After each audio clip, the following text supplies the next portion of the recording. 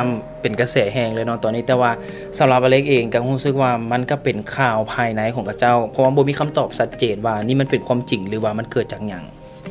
แล้วได้ลมกับลูกน้ำบ่ที่จริงก่อนหน้านี้เขาล้มกันค่อนข้างประมาณหนึ่งเพราะว่าตะกี้สนิทกันแต่ว่าช่วงหลังๆเนื่องจากน้ำเราก็มีเวียกทางฝั่งไทยหลายช่วงนี้ก็ล้มแน่บ่ค่อยล้มแน่แต่ว่าตั้งแต่เกิดเรื่องมาทางอเล็กเองกับบ่กล้าส่งไปทักเทื่อเพราะว่าบ่ฮู้ว่านี่มันเป็นความจริงหรือเป็นการสร้างกระแสหรือว่าอีหยังต่างๆเขาก็ยังบ่มีข้อมูลคือกัน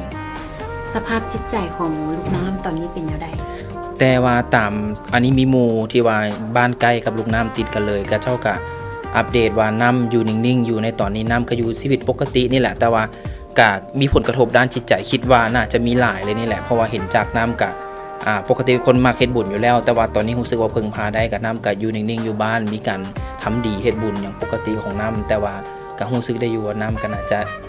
จิตใจตกหลายเติบเลยแล้วมีกระแสที่แบบลามปามไปฮอตเมย์เลยอันนี้นี่อ่านมาคือกันอันนี้ไปอ่านคือกันรู้สึกว่ามันบ่โอเคนะสำหรับตัวนี้ถ้าสมมุติว่ากรณีเรื่องของความหัก2คนเนาะแล้วเฮาเอาคนอื่นมาเป็นประเด็นโดยที่เฮาก็บ่ฮู้ว่าความจริงหรือเป็นจังไดแล้วอีกอย่างสิ่งที่บ่ควรล้ำปามเลยก็คือผู้ปกครองบ่ว่าจะเป็นพ่อเป็นแม่หลายคนมักใช้คำด่าว่าแม่บ่สั่งสอน